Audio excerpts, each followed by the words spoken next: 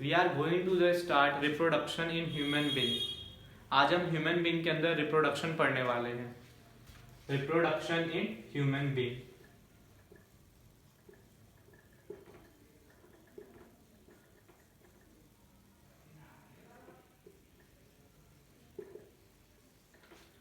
सबसे पहले बात करते हैं रिप्रोडक्शन होता क्या है। तो रिप्रोडक्शन का मतलब होता है प्रोडक्शन ऑफ न्यू वन। जब एक न्यू वन बनता है इसी को हम रिप्रोडक्शन कहते हैं। रिप्रोडक्शन के कुछ स्टेप है जो हम छोटी क्लासों में पढ़ के आ चुके हैं। इसमें पहला स्टेप होता है गैमेट का बनना, फॉर्मेशन ऑफ गैमेट। देन जब गैमेट्स बन जाते हैं देन उनका फ्यूजन होता है उन गैमेट्स का, जिसको हम बोलते हैं फर्टिलाइजेशन। एज अ रिजल्ट हमें जाइगोट मिलता है। गैमेट्स दो तरह के होते हैं, मेल के अंदर मेल गैमेट होता है और फीमेल के अंदर फीमेल गैमेट होता है। आपस में इन दोनों का फ्यूजन होता है देन जाइगोट बनता है। और जैसा ह्यूमन के अंदर हम जानते हैं जब मेल और फीमेल गैमेट बनते हैं तो जो डेवलपमेंट होता है वो फीमेल बॉडी के अंदर डेवलपमेंट होता है जाइगोट का। जाइगोट धीरे धीरे डेवलप करता है और बेबी में कन्वर्ट होता जाता है। जाइगोट को टोटल डेवलपमेंट होने में कुल 9 मंथ का टाइम लगता है, जिसको हम गेस्टेशन पीरियड बोलते हैं। और इस दौरान बेबी का फुल डेवलपमेंट हो जाता है और जाइगोट हमारा एक न्यू वन में कन्वर्ट हो जाता है। आगे हम इसी के बारे में पढ़ने वाले हैं रिप्रोडक्शन इन ह्यूमन बीइंग्स में। ह्यूमंस के अंदर जो मोड है रिप्रोडक्शन का वो होता है सेक्सुअल। सेक्सुअल मोड में हमेशा गैमेट का फॉर्मेशन होगा और एसेक्सुअल मोड में गैमेट का फॉर्मेशन नहीं होता है।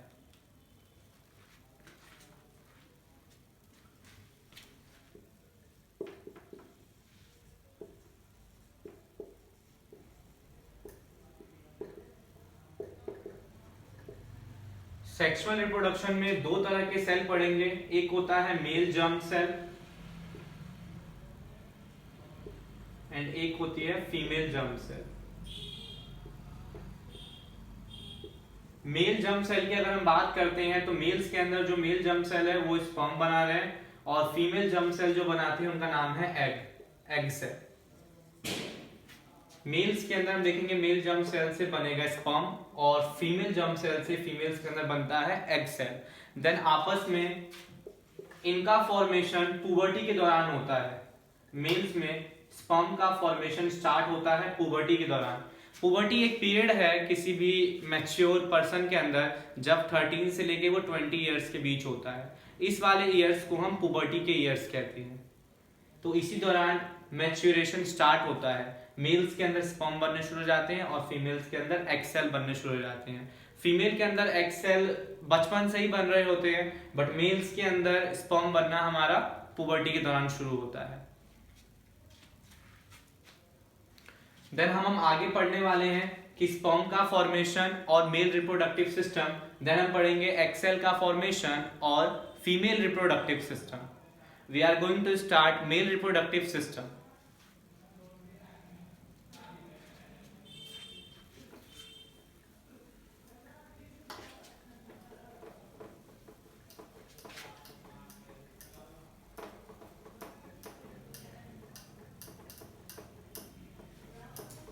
Reproductive system are those systems which contain the reproductive parts which help in formation of gamete and secretion of gamete. Reproductive parts हमारी हेल्प करते हैं हमारे गैमेट्स को बनने में और हमारे गैमेट्स के सिक्रेशन में। तो सबसे पहले हम पढ़ने वाले हैं mail reproductive system.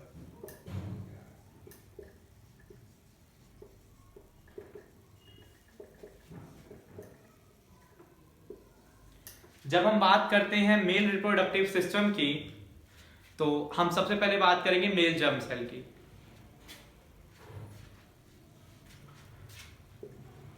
Mail germ cell form in testis.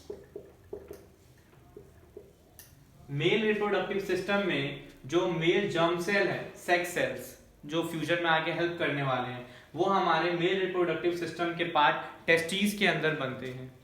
अच्छा, मेल जर्म सेल को मैंने भी बताया, मेल जर्म सेल को हम स्पर्म भी कहते हैं और ये बनते हैं हमारे टेस्टिस के अंदर। तो अगर तुमसे हम बोले कि मेल रिप्रोडक्टिव ऑर्गन क्या है तो मेल रिप्रोडक्टिव ऑर्गन क्या होगा? Testis. Male reproductive organ.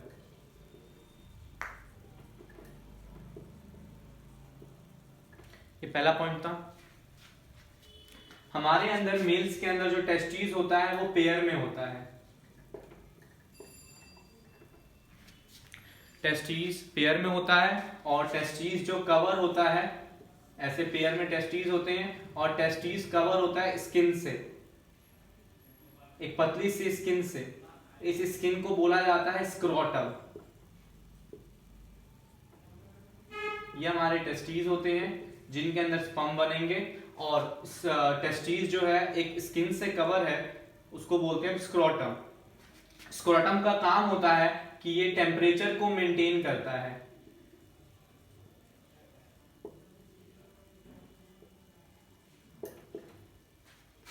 Sperm को बनने के लिए हमारी ह्यूमन बॉडी टेम्परेचर से 2 to 2.5 डिग्री सेल्सियस टेम्परेचर कम चाहिए।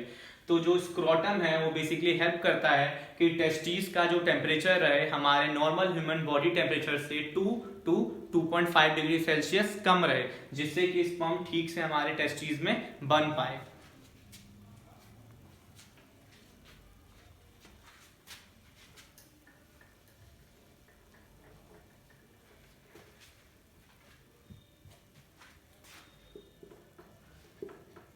Testis release male sex hormone. Testis के अंदर से एक मेल सेक्स हार्मोन भी निकलता है जिसको बोलते हैं हम टेस्टोस्टेरोन। टेस्टोस्टेरोन या फिर एंड्रोजन। टेस्टिस से एक हार्मोन निकलता है जिसका नाम है टेस्टोस्टेरोन या फिर एंड्रोजन। ये बेसिकली हेल्प करता है प्रोडक्शन ऑफ स्पर्म में, मतलब स्पर्म बनाने में हेल्प करेगा। और हमारा जो अपीयरेंस होता है, हमारी हार्ड वॉइस होती है, हमारा फेस कट या वगैरह वगैरह जितने हमारे अंदर फीचर्स होते हैं वॉइस के अंदर, वो बेसिकली रेगुलेट करता है टेस्टोस्टेरोन। क्योंकि मेल्स के अंदर टेस्टिस से एक हार्मोन रिलीज होता है जिसका नाम है टेस्टोस्टेरोन। इसका जो फंक्शन होता है, फंक्शन देखे तो अगर फंक्शंस की बात करें तो पहला फंक्शन है इसका regulate the production of sperm. Regulate the production of sperm. ये स्पर्म को बनाने में हेल्प करता है। इसीलिए हम बोलते हैं, अगर हमसे क्वेश्चन को पूछा जाता है क्या फीमेल के अंदर टेस्टोस्टेरोन रिलीज होगा, नहीं, फीमेल के अंदर टेस्टोस्टेरोन रिलीज नहीं होगा क्योंकि फीमेल्स के अंदर टेस्टिस नहीं पाए जाते हैं और टेस्टिस से टेस्टोस्टेरोन आते हैं। उसीलिए हमारे अंदर स्पर्म बन पाता है। टेस्टोस्टेरोन का फंक्शन ही है स्पर्म को बनाना। और दूसरा फंक्शन इसका होता है bring about changes in appearance। bring about changes in appearance, हमारे appearance में change लाना। that's seen in boys। हमारे appearance में change आता है जब हमारी बॉडी में टेस्टोस्टेरोन आने लग जाता है। तो हम देखेंगे जब 13 से 18 एज के दौरान हमारे अंदर ज्यादातर मोस्टली चेंजेस 13 to 18 ईयर्स के दौरान होते हैं। हमारी वॉइस हार्ड हो जाती है, हमारे बॉडी हेयर्स, हमारे मोस्टिक आने, तो बहुत सारे फीचर जो हैं 13 से 18 पुबर्टी के दौरान आती है। क्योंकि पुबर्टी के दौरान हमारे अंदर स्पर्म रिलीज होता है और यही हेल्प करता है जो हमारे अंदर चेंजेस आते हैं, क्योंकि ये हार्मोन रिलीज करता है टेस्टोस्टेरोन।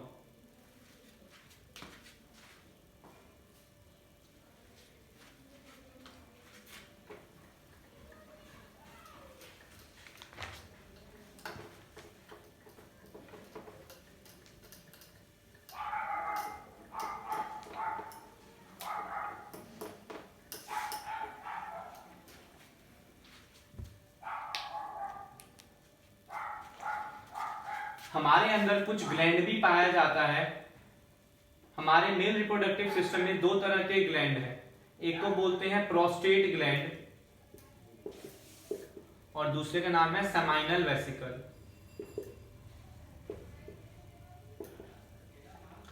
ग्लैंड वो चीजें होती हैं जो हार्मोन रिलीज नहीं कर रही हैं, ये बेसिकली कुछ सिक्रेशन रिलीज करती है, जैसे कि फ्रक्टोज, कैल्शियम, मिल्की सिक्रेशन, जिससे स्पर्म फ्रीली मूव कर पाए क्योंकि उसे आगे तक ट्रेवल करना होता है। तो basically gland, prostate gland and seminal vesicle help करते हैं स्पर्म की मूवमेंट में। तो ये दोनों सिक्रेशन रिलीज करते हैं और इनसे जाके अपना स्पर्म मिलता है और हम स्पर्म और इनके सिक्रेशन को साथ में बोलते हैं सीमेन।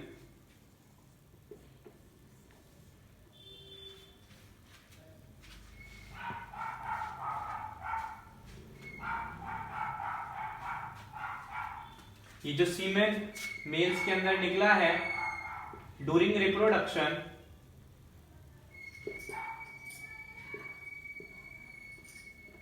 और copulation, it enter in female reproductive system. तो रिप्रोडक्शन के दौरान या कॉपुलेशन के दौरान जो सीमेन होता है वो एंटर कर जाता है फीमेल रिप्रोडक्टिव सिस्टम के अंदर। अब आगे हम कंटिन्यू करने वाले हैं फीमेल रिप्रोडक्टिव सिस्टम। एक बार रिकॉल करते हैं हमने मेल रिप्रोडक्टिव सिस्टम में क्या क्या पढ़ा। हमने पढ़ा जो मेल रिप्रोडक्टिव सिस्टम होता है ह्यूमंस के अंदर सबसे पहले सेक्सुअल मोड है रिप्रोडक्शन का। उसके बाद हमने पढ़ा कि मेल्स के अंदर जो फॉर्मेशन होता है मेल जर्म सेल का या फिर स्पर्म का, वो पुबर्टी के दौरान स्टार्ट होता है। पुबर्टी वो एज होती है जब हमारे अंदर बहुत सारे चेंजेस आने स्टार्ट हो जाते हैं। 13 to 18 ईयर्स के अंदर हमारे अंदर बहुत सारे चेंजेस आते हैं और ये सारे चेंजेस हमारे सीमेन मतलब टेस्टिस के डेवलपमेंट की वजह से आते हैं। टेस्टिस एक हार्मोन रिलीज करता है जिसका नाम है टेस्टोस्टेरोन या फिर एंड्रोजन। टेस्टोस्टेरोन और एंड्रोजन हमारे अंदर हेल्प करता है कि हमारे टेस्टिस से प्रोडक्शन हो पाए स्पर्म का और हमारे फिजिकल अपीयरेंस में चेंज हो जाए, जैसे कि हमारे वॉइस का हार्ड होना, हमारे मुस्टेक का आना, हमारी हाइट बढ़ना, ये सारे चेंजेस आते हैं हमारे पुबर्टी के दौरान। जब हम मेल रिप्रोडक्टिव सिस्टम की बात करते हैं तो हमारे मेल रिप्रोडक्टिव सिस्टम में टेस्टिस आते हैं जिनका शेप ओवल था, हमने देखा था ओवल शेप था और ये पेयर में पाए गए थे। टेस्टिस के ऊपर एक स्किन की फोल्डिंग थी जिसको हमने स्क्रोटम कहा था और ये हेल्प करता है कि टेस्टिस का ये टेम्परेचर मेंटेन करके रख पाए, क्योंकि स्पर्म की फॉर्मेशन के लिए एक टेम्परेचर की रिक्वायरमेंट होती है जो हमारे ह्यूमन बॉडी से 2 से 2.5 डिग्री सेल्सियस तक कम होनी चाहिए। उस वजह से हमारे स्पर्म का फॉर्मेशन हो पाता है। हमारे मेल रिप्रोडक्टिव ऑर्गन या फिर टेस्टिस से एक हार्मोन रिलीज होता है जिसको बोलते हैं टेस्टोस्टेरोन या फिर एंड्रोजन। आगे जो हमने पढ़ा स्पर्म, हमारे मेल रिप्रोडक्टिव सिस्टम में दो तरह के ग्लैंड है, seminal vesicles and prostate gland, जो कि सिक्रेशन करते हैं और यही सिक्रेशन हमारे स्पर्म के साथ मिक्स हो जाता है और जब बाहर आता है तो इसको बोलते हैं हम सीमेन। सीमेन रिप्रोडक्शन के दौरान या कॉपुलेशन के दौरान हमारे फीमेल्स के फीमेल रिप्रोडक्टिव सिस्टम में ट्रांसफर हो जाता है। तो अगर क्वेश्चन आए कि हमारे बॉडी से इजेक्ट आउट स्पर्म होता है या सीमेन होता है, तो हमारी बॉडी से इजेक्ट आउट करेक्ट आंसर होगा सीमेन, क्योंकि स्पर्म हमारी बॉडी के अंदर होता है बट बाहर आते समय वो प्रोस्टेट ग्लैंड और सेमाइनल वेसिकल के सिक्रेशन के साथ मिक्स होकर बाहर आता है। तो आगे हम पढ़ने वाले हैं फीमेल रिप्रोडक्टिव सिस्टम। तो अब हम स्टार्ट करते हैं फीमेल रिप्रोडक्टिव सिस्टम। यहां तक हम पढ़ चुके हैं कि कैसे एंटर किया हमारा सीमेन और आगे पढ़ेंगे female reproductive system. Exam point of view से फीमेल रिप्रोडक्टिव सिस्टम ज्यादा मार्क्स कैरी करता है और ज्यादा इंपॉर्टेंट भी है। तो अब फीमेल रिप्रोडक्टिव सिस्टम में डायग्राम से ही सीखेंगे।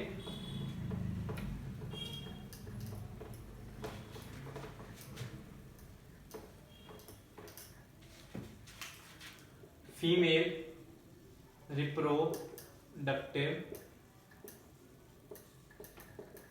System. Female reproductive system, female reproductive system के अंदर डायग्राम मोस्ट इंपॉर्टेंट है। दो एंडिंग पे फिंगर लाइक स्ट्रक्चर होता है जिसको बोलते हैं फिम्ब्रियाई।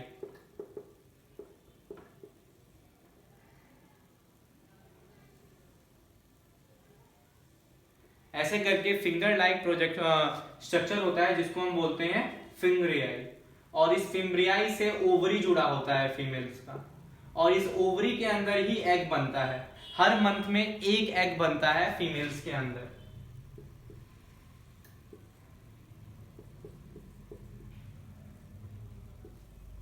जैसे मेल्स का मेल रिप्रोडक्टिव जो यूनिट है वो टेस्टिस होता है, वैसे ही फीमेल्स के अंदर जो फीमेल रिप्रोडक्टिव यूनिट बोले तो ओवरी होती है, क्योंकि फीमेल जर्म सेल एग हमारे ओवरी के अंदर बनते हैं।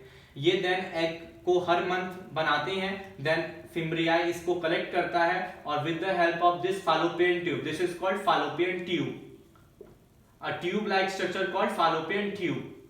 फीमेल्स के अंदर ओवरी भी पेयर में होती है और फालोपियन ट्यूब भी पेयर में होता है। ये फालोपियन ट्यूब आगे एक्सटेंड करता है और इसको बोलते हैं यूट्रस। इस स्पेस वाले पार्ट को बोला जाता है यूट्रस। यूट्रस के अंदर ही बेबी आके चिपका रहता है, तो इसको बोलते हैं यूट्रस। यूट्रस से थोड़ा नीचे आते हैं तो सर्विक्स एंड वेजाइना, इस वाले पार्ट को बोलते हैं हम सर्विक्स एंड सबसे नीचे वाले पार्ट को बोलते हैं हम वेजाइना। इनकी डिटेल स्टडी करते हैं और समझते हैं। अगर मैं बात करूं फीमेल जर्म सेल की, फीमेल जर्म सेल और एग इज रिलीज्ड इन, हमने जैसे डायग्राम से देखा कहां रिलीज हो रहा है, ये ओवरी के अंदर, रिलीज्ड इन ओवरी। फीमेल में पेयर में ओवरी पाई जाती हैं जिनके अंदर पेयर में एग रिलीज होते हैं हर मंथ।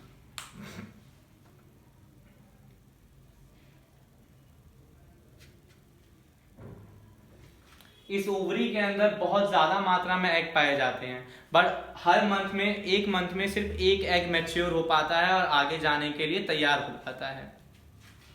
अगर मैं बात करूं एग का, तो एग यूट्रस में फालोपियन ट्यूब से जाता है। तो अगर मूवमेंट की हम बात करें तो ओवरी में एग था ओवरी के अंदर, ओवरी से फालोपियन ट्यूब में गया और फालोपियन ट्यूब से यूट्रस के अंदर। हमने पीछे के स्टेप देखे थे, पीछे के स्टेप में हमने ये देखा था बेसिकली स्पर्म आ रहा था रिप्रोडक्शन के दौरान, तो स्पर्म की एंट्री होती है और जब एग हमारा फालोपियन ट्यूब में होता है वो जाके उससे मेटिंग कर लेता है। स्पर्म मेटिंग करने के बाद इनके अंदर फर्टिलाइजेशन होता है, एग और स्पर्म का फ्यूजन हो जाता है जिसको हम बोलते हैं फर्टिलाइजेशन, और इससे एक नया सेल बनता है जिसको हम बोलेंगे जाइगोट। ये जाइगोट धीरे धीरे करके खुद को डेवलप कर रहा होता है और जब पूरी तरह से डेवलप हो जाता है ये जाके यूट्रस पे जाके ऐसे करके चिपक जाता है। हमारे फुल्ली डेवलप्ड जाइगोट का यूट्रस पे चिपकने को बोलते हैं इम्प्लांटेशन। इम्प्लांटेशन का मतलब होता है जब जाइगोट के अंदर डेवलपमेंट हो रहा होता है और वो जाके यूट्रस पे चिपक जाता है, इसको हम क्या बोलते हैं, इम्प्लांटेशन। तो देन हम इसको पॉइंट में लिख लेते हैं।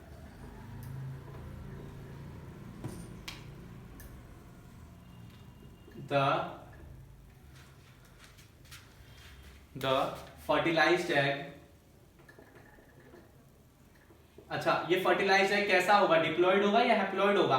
एक एग एन है और स्पर्म गया वो एन, तो जो हमारा फर्टिलाइज्ड एग होगा वो 2n होगा। The fertilized egg 2n means zygote get implanted on lining of uterus, ये जाके यूट्रस के लाइनिंग पे चिपक जाता है।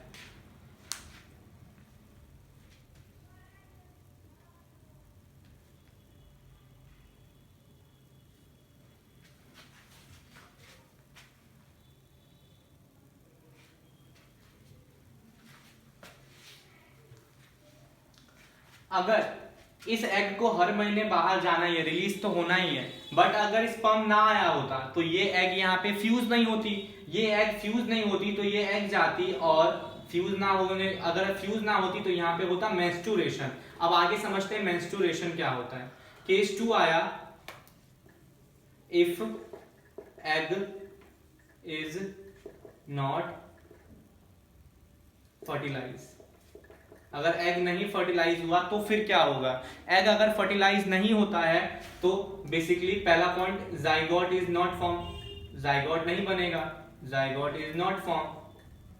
तो पहला पॉइंट हो गया जाइगोट इज नॉट फॉर्म। और द इनर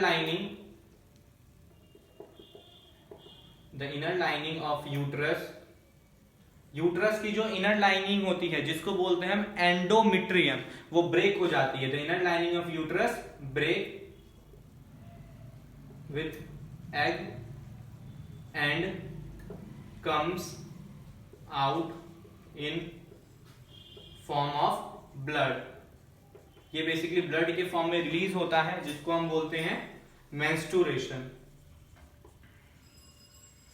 इसी को बोला जाता है मेंस्ट्रुएशन, जो कि फीमेल्स के अंदर इसका ड्यूरेशन होता है 28 डेज का होता है। हर मंथ फीमेल के अंदर एक एग रिलीज होता है। अगर वो फर्टिलाइज हो गया तो बेबी बन जाएगा, अगर वो फर्टिलाइज नहीं हुआ तो वो ब्लड के फॉर्म में नीचे आता है, जिसको होता है मेंस्ट्रुएशन, और इसका ड्यूरेशन होता है 28 डेज का।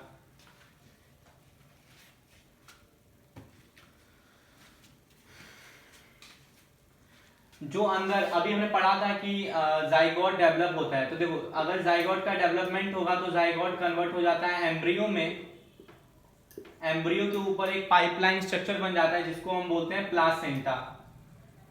प्लासेंटा हेल्प करता है एम्ब्रियो को कि मदर जो भी न्यूट्रिशन ले रही है वो प्रोवाइड कर पाए न्यूट्रिशन।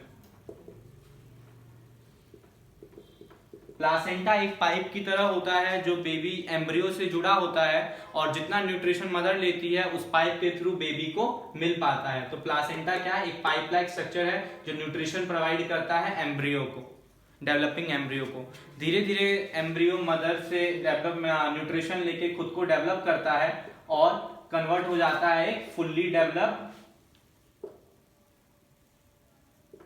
फीटस में, एक फुल्ली डेवलप्ड बच्चे में। और इसको डेवलप होने में टोटल 9 मंथ का टाइम लगता है, जिसको बोलते हैं गेस्टेशन पीरियड। इस पीरियड को हम बोलते हैं गेस्टेशन पीरियड। गेस्टेशन पीरियड होता है ये टोटल 9 मंथ, और अगर वीक में बोले तो जनरली ये 36 वीक का होता है। 9 मंथ मीन्स 36 वीक। अच्छा, फीमेल्स के अंदर एक एज के बाद एग का बनना बंद हो जाता है, और इसको हम बोलते हैं मेनोपॉज। इस प्रोसेस को बोलते हैं मेनोपॉज, क्योंकि फीमेल्स के अंदर पूरी जिंदगी तक एग नहीं बनता है। 45 से 50 इयर्स के दौरान उनका एग बनना रुक जाता है। इसी को बोला जाता है मेनोपॉज। यहाँ पे हमारा फीमेल रिप्रोडक्शन और मेल रिप्रोडक्शन खत्म हो गया। अब हम कुछ देखते हैं रिप्रोडक्टिव हेल्थ के बारे में, क्योंकि आजकल हम देख पा रहे हैं बहुत सारे ऐसी बीमारियां होती जा रही है जो कि रिप्रोडक्शन की वजह से होता है। जैसे कि आजकल इंडिया में सबसे कॉमन जो बीमारी है डिजीज HIV, एड्स सबसे कॉमन बीमारी है, जो कि रिप्रोडक्शन की एक बीमारी है। बेसिकली इसमें एक वायरस होता है जिसका नाम है ह्यूमन इम्यूनोडेफिशिएंसी वायरस, जो हमारे इम्यून सिस्टम में आ जाता है और हमारे इम्यून सिस्टम के अंदर लिम्फोसाइट्स को डिस्ट्रॉय कर देता है, और हमारी इम्यून सिस्टम वीक हो जाता है और हम किसी भी बीमारी से लड़ने लायक नहीं रहते हैं, जिससे हमारी डेथ हो जाती है। ये बेसिकली रिप्रोडक्टिव ऑर्गन में फैलने वाली बीमारी है, और इससे बचने के बहुत सारे उपाय हैं। आगे हम पढ़ेंगे कि रिप्रोडक्शन करने के सेफ मेजरमेंट्स क्या है, इसको रोकने की क्या क्या यूनिट है। अगर आप चाहते हैं कॉन्ट्रासेप्शन, तो रिप्रोडक्टिव हेल्थ में यही पढ़ने वाले हैं किस तरह से रिप्रोडक्शन को करना चाहिए, और देन उसके बाद उसके कॉन्ट्रासेप्शन के मेथड्स क्या क्या हैं, और देन उससे होने वाली बीमारियां। ये आगे पढ़ेंगे। एक यूनिट है जिसका नाम है रिप्रोडक्टिव हेल्थ।